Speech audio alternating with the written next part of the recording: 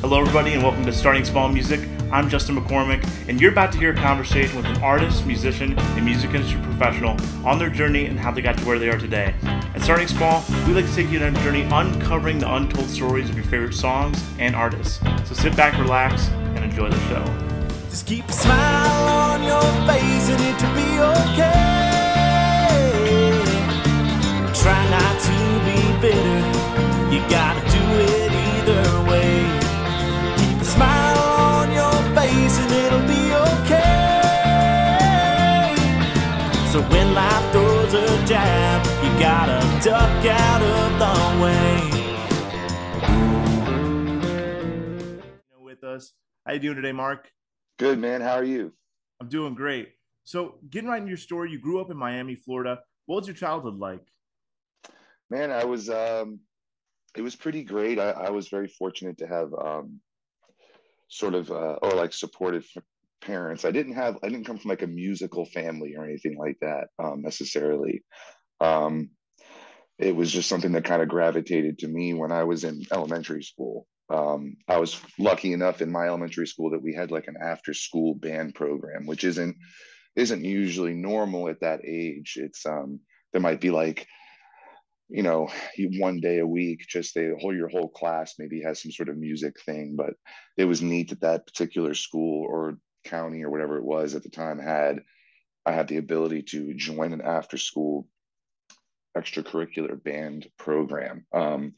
And I just, for some reason, I always kind of like, I had an interest in music and didn't know what I was going to play or how. I just signed up, and then what they do is they have everyone try out a bunch of different instruments before you settle into something. And a lot of people that started in elementary school on those instruments, whether it be saxophone or trombone, trumpet, tuba, whatever it is, didn't even stick with that maybe as they got older. But Yeah.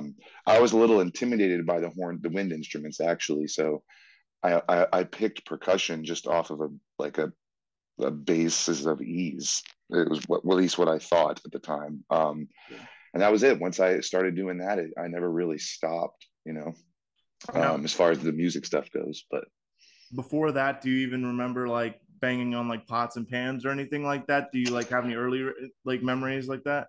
no, I mean, I feel like my dad did play a little bit when he was in the army, and he had some, like, he did it more as a hobby or just like a talent, or just he had a little bit of talent, and he could play, never anything too serious. But he maybe pushed it on me a little bit when I was, from the times that I can't remember, but not a whole lot. Like, I kind of definitely made the decision on my own. I got you. But no, I wasn't really doing any of that until then. Yeah. So like in school, like fourth grade, I was in percussion and I was playing, one concert snare drum and kind of starting to learn how to read music, that sort of thing. Um, and then I always tell this story, and it's interesting because the more I look back, it kind of boggles my mind how old this movie is. But there's this movie called, it's a Tom Hanks movie called That Thing You Do. I don't know if Mhm. you've heard of it, but a lot of people have usually when I bring it up. I think it was like it was like a TV movie. It wasn't even like, I don't remember it being in a theater or anything like that. I mean, it came on like regular cable network television, Mhm. and we watched it. And we back then we used to record stuff on VHS so we could go back and watch things again. So we did that.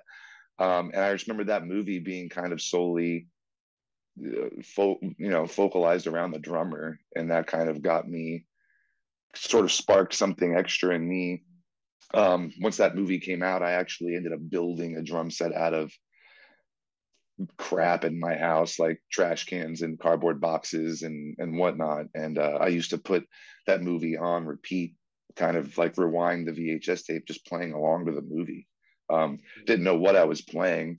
I didn't have a bass drum or pedals or anything like that, so I was just using my hands. But like, that was around fourth or fifth grade, and then my dad saw me build this contraption upstairs, and he's like, "Well, I guess it's kind of, maybe we should look into getting a real drum kit." So that's how I got my first kit, was fifth grade.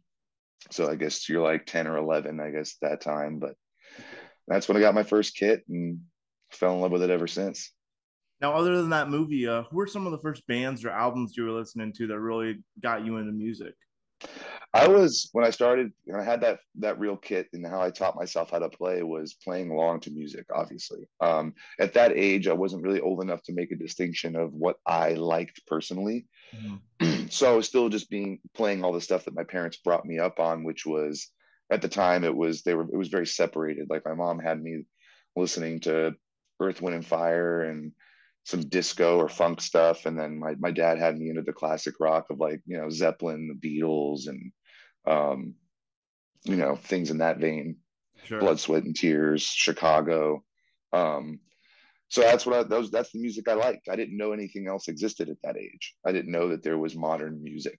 Um, and I don't know if that's just because back then, I'm 35 now, so it was a good amount of time ago, 25 years. I don't know if that was like just because it wasn't as available as it is now. There was no streaming. There was barely CDs at that point.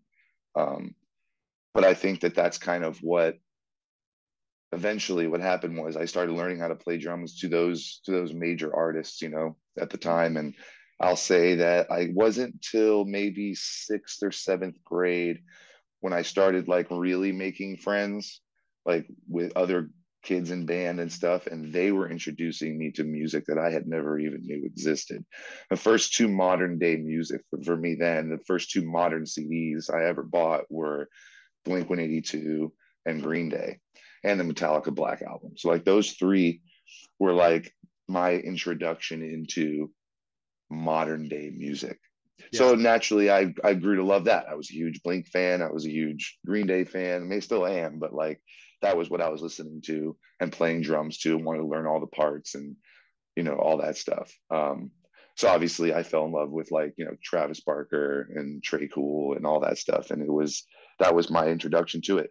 And that was the beginning. I mean, there's more as I got older, things adapted, um, but yeah, that was what I was into. I was listening to Earth, Wind and Fire and Blink 182 was how For sure, I right. learned how to play drums. Now, did you get your nickname Taco as a child, or was this later in life? Definitely later in life. And it wasn't necessarily by choice. So um, a lot of people always ask me two questions. They want to know if it's just something I have with the food, you know, or my nationality or whatever. Which I'm Italian. I'm a Florida raised Italian, like New York Italian. Mhm. My parents are both from like New York, New Jersey. Um, but the taco thing, so later in life, we'll fast forward kind of a bunch of years, but the rock band that I was in, Atom Smash, we were signed to Sony Jive back in 2010. We did a record, put it out with the label, but around that time we were touring. Um, our lead singer used to kind of introduce us on stage at some point in time, and um, no one really would remember my name or anyone's name really. It was just kind of like my real name. It was just like and Mark, like didn't have a ring to it as like a stage name, right? Yeah. um but we used to do like down in South Florida, we used to play like we would do like we did a Halloween party once just for fun with some friends, and we all dressed up in like 80s get up and played a bunch of 80s songs, and we had fictitious names for each of us kind of just as a gag. And mine was Taco Rico, which Mhm. at the time we just did it because it was funny. Um, and then that kind of like stuck for a minute. And my singer wanted to introduce me. He's like, you should just go by that. Like, I'll introduce you on stage. And I was against it. I don't want that thing anywhere. I don't want it on any official documentation. I was so against it. But one show, he decided to introduce me as Taco, and he was like, let's see what happens. And he did. And after the show, everyone was looking for me by name. Like it was like, or they would see me and they would say, oh, there's Taco, or where's Taco? And that was like such an easy thing. It was such an abstract name at the time that it was memorable because it was abstract. Right. So I was like, all right, well, I guess that's my nickname. And then it's just, every person that I've met through that source of people knows me as Taco. My friends back at home don't call me Taco. Like all my friends from high school and people I grew up with, they call me Mark. And Yeah. then my kind of work friends, family, they call me Taco. And if any of them call me the opposite, it's the weirdest thing ever. I've just grown to know it so much. Yeah. It's incredible. Now, But rewinding a little bit before Adam Smash, were you playing in any local like bands in high school or anything like that? yeah, in high school, my first band ever was put together of some kids all in the band program with me. Was a band called Lithium. We were like a pop punk ska band. And that was just you gravitate towards that because you just have a bunch of friends that want to get together and play, and naturally you know horn players when you're in band. So we were like, how do we give everyone a thing to do, you know? So we had a trombone player, and yeah, that was my first real band. We didn't tour or anything. We would save up money and go record at a local studio, and we did like three. Like went to the studio like three times and recorded like three different EPs over the course of 4 years, maybe 4 or 5 years. Oh wow. And that was middle school into the beginning of high school. Then in high school, you meet even more people. And that was kind of when I was introduced to like the post-hardcore, like screamo stuff, like was friends that I met in high school that were all listening to that stuff. And I'm like, what's this? This is really cool. And I got into that. Um, and in high school, like that other band kind of subsided, and I joined another band called Unwanted Superheroes, which was like a screamo post-hardcore band, and Mhm. very very emo at the time. But it was great, and we had a lot of fun. That was all through high school, and a couple years after high school, actually, we kept that going. It was all friends based. We would play. There was a lot of local venues back then. There was a lot of local venues back then Yeah. um, that allowed you know teenage younger music to come do shows, like all ages shows. Was more of a thing then than it kind of before I moved to Nashville. That stuff started really dying down. Like those places were going away. There was less and less places for high school kids to go play original music. It was just not the cover band scene really took off, but the local band scene kind of died out down there a little bit. I mean, it exists, but there's not a lot of places to play. But yes, I did play in those two local bands before I did anything that was semi-professional. Yeah. Now, coming out of that is when you started playing with the Adam Smash guys. Yeah. Well, between those two, there was another band called Sunday Driver that was signed to Doghouse Records. And this was back in like 2000, I want to say seven. Um, and we actually, that I auditioned for that band. They were signed and they had already had a record out. And I was like, this is it. Like, this is my big moment. I'm to me be back then in high school and being in local bands, the goal was to be signed at any capacity. You wanted to be signed and tour because that's what you looked up to. You wanted to be on Warped Tour is what you wanted to do. Yeah. So when this I met through a restaurant I was working at. A mutual friend of mine knew the singer for this band, and they needed a drummer, and I was like, hey, um, I'll audition. And they put me in contact with them, and I went and auditioned and got that gig. And as soon as I got in the band, they got dropped from the label like during the production of their second record. So we never actually got to tour. We did a couple of one-off like van trips, but we never did any real touring. Mhm. Um, so we just once again played locally at an older level now. Like it didn't really progress much from when I joined the act. They kind of had their day. Um, so that was that. But then that bridge, people that were in that band, the bass player in that band, said he was working with another guy who's starting this active rock project. And it was a lot of the same investors and like management people that were working with it. And I was like, sure, I'd be down. So I auditioned for that, and that's how I got the gig with Adam Smash. And that kind of once again, that fast forwarding even through that, I was in Adam Smash for many years before. I'm still am. Like we don't tour, but like we just put out some new stuff recently for fun. But that was like 2010 was the big year for that. And that lasted for 4 or 5 years of constant touring and stuff, and trying to do it. And kind of subsided. Everyone, we got dropped from the label and everyone kind of went their separate ways for a moment. But the lead singer for that band is how I know Morgan, because he was living in Knoxville and Morgan was in Knoxville at the time. And before he wanted to go on The Voice, he wanted to get some vocal coaching. So the lead singer for Adam Smash, Sergio Sanchez, he actually was the one who called me up and was like, "Hey, I'm working with this kid. He just came off The Voice and he wants to keep doing this, but he's super talented and we're going to write some stuff together, but he needs a band." So he called up all of us, like most of the old Adam Smash guys, and asked if we wanted to be his band. And that's pretty much what happened. It's dope. Um, yeah. So is that So what made you decision to move to Nashville in 2015 then, is because of it Morgan? did. Yep. I was not I was still in South Florida doing my own thing. I was doing a big cover band circuit. I had kind of my own little business with that. I was doing a lot of theater. I was pretty much an independent drummer in South Florida that I took a long time to get known as. And I was getting a lot of work. So there was really no reason for me to leave other than still wanting to pursue that major dream of going on the road, touring in a bus, playing in front of thousands of people, take your pick of the part of the dream. But I still wanted that, for myself. I said, you know what? And I was 27, 28, I think. And I was like, you know what? If I'm going to do this, let me go try. This is the reason. I never thought about moving to Nashville just blindly, like just because. I just had too much going on in South Florida to really just leave that all behind for like to move to a city and work in a restaurant and not know anybody and not have anything to do really. I'd have to go out there and network myself, which is people do it and it's possible. Right. But for me personally, you know, I wasn't going to do that. So with this opportunity with Morgan, I mean, Morgan didn't have anyone looking at him at all at the time.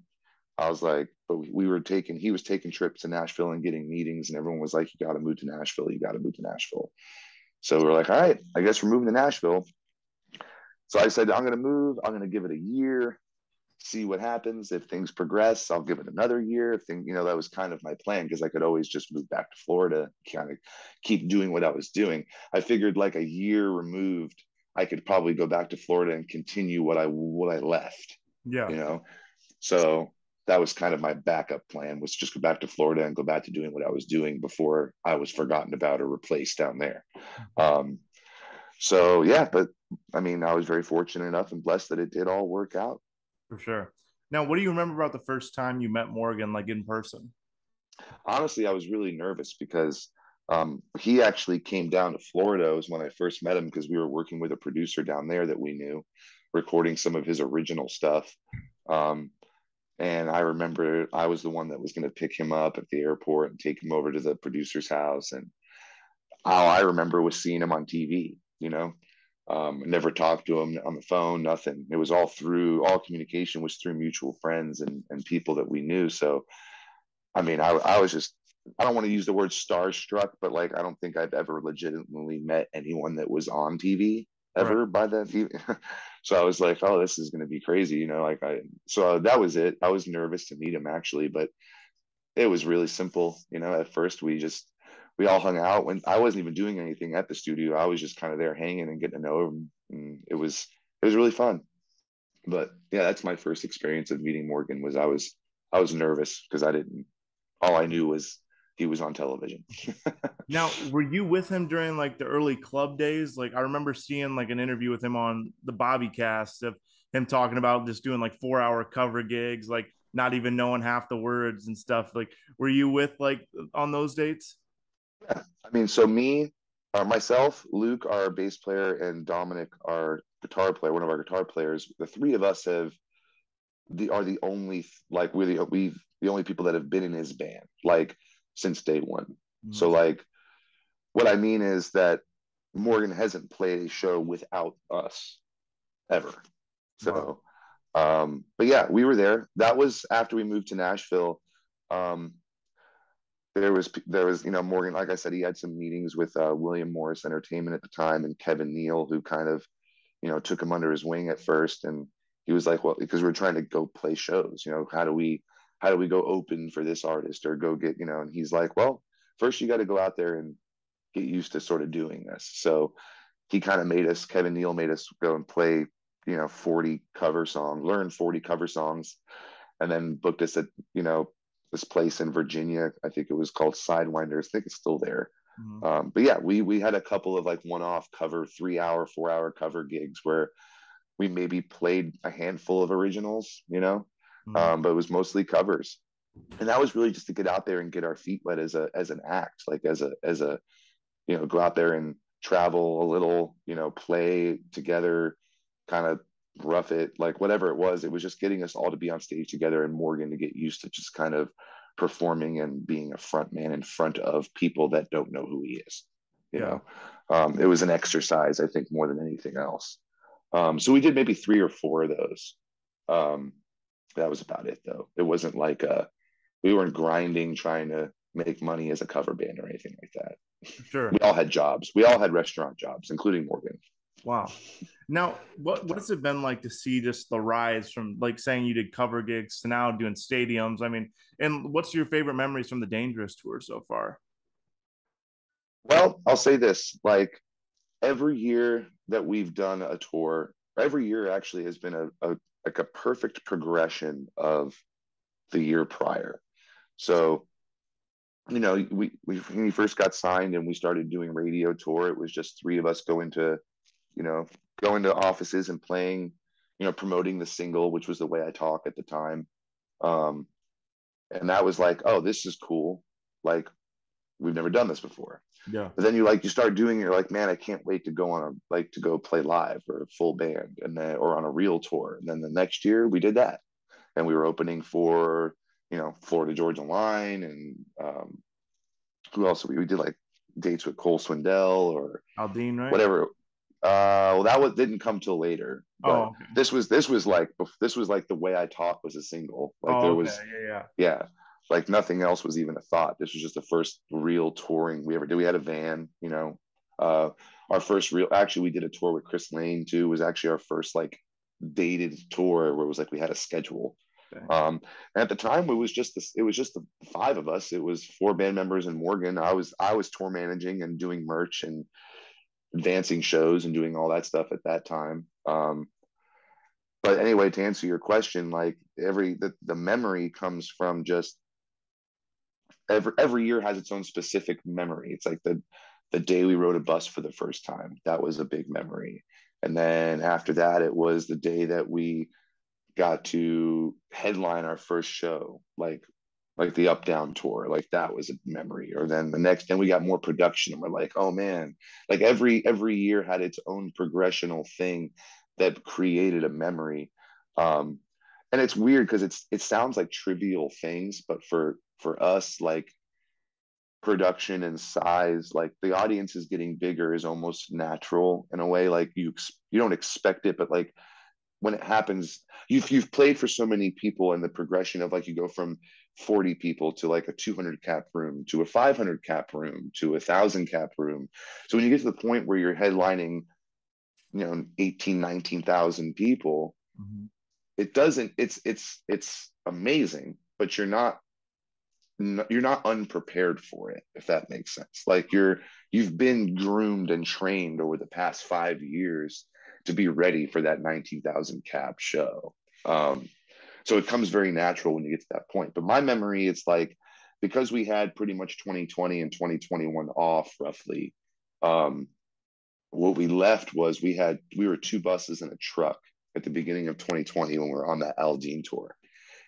And you think, okay, cool, we got a truck. Like that's crazy. This is massive. We have a semi truck pulling our crap around. Mhm. And then we came back from that to 8 buses and 13 trucks. And that was like, what?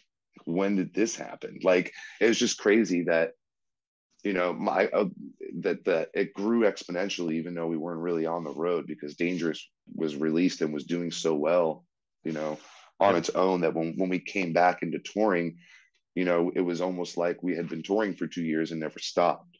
Right. But I'll say right now, there's a few different memories I have from the Dangerous tour, and it's hard to pick a favorite because there's a few for different reasons.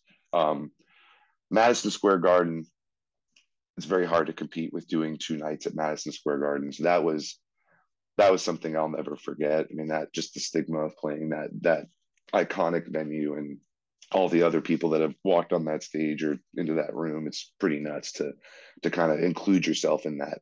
And then, more recently in the summer, like headlining an amphitheater for the first time, a whole different experience, just to see if people, like even these festivals, like we'll do like Watershed or Tortuga or even, man, like any of them, they're always like, we did like the Bristol Motor Speedway last year, and that was like 30,000 or something like that. And it's just nuts because it's just, as you can't even see past like half the crowd. Like Right. you can, they're there, you can hear them, but you can't see them. And it's just, from the stage, it's pretty nuts so anytime, all that stuff is, man, I'll never forget any of those moments when you do them the first time, for sure.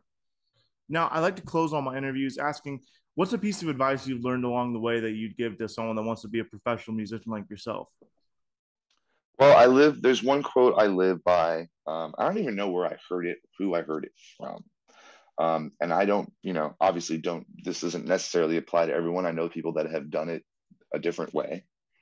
But for me, what helped was honestly the commitment and dedication you have to your craft or your dream. Really, this quote can apply to anyone's dream, but I use it in this sense, is that it's the best piece of advice I can give. And when I used to teach at School of Rock down in Florida, like parents would, slightly older kids in their younger teens would ask me kind of the same question.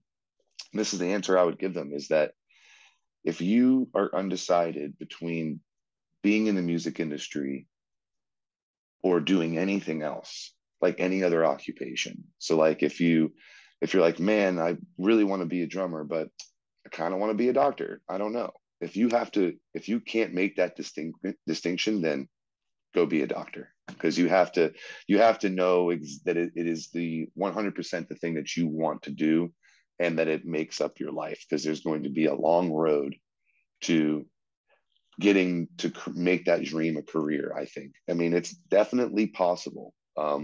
It is not an impossible dream, but you have to put your whole self into it. You can't compartmentalize your mind towards something else. I mean, there's plenty of people I know that did go to college and they have degrees in music, and I know a lot of people. Some of those people do play for large acts. I know some of them here, but there are a larger group of people that I know have like music degrees that don't even work in the industry, so it's just like, I tried to go to college, and college for me just felt like high school all over again. So I was like, I'm done, and I just had to get me in a van and drive me somewhere to go play. Like that was my thing. I wanted to tour.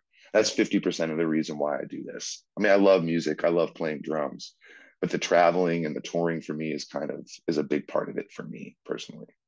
For sure. But best piece of advice to wrap up: you have to commit your whole self, mentally, physically, and do anything necessary to give yourself the best chance or opportunity to live your dream. Hey guys, thanks for watching. I hope you guys enjoyed this episode. Make sure to subscribe and leave a comment, and check out my music on all streaming platforms at Justin McCormick. See you guys next time.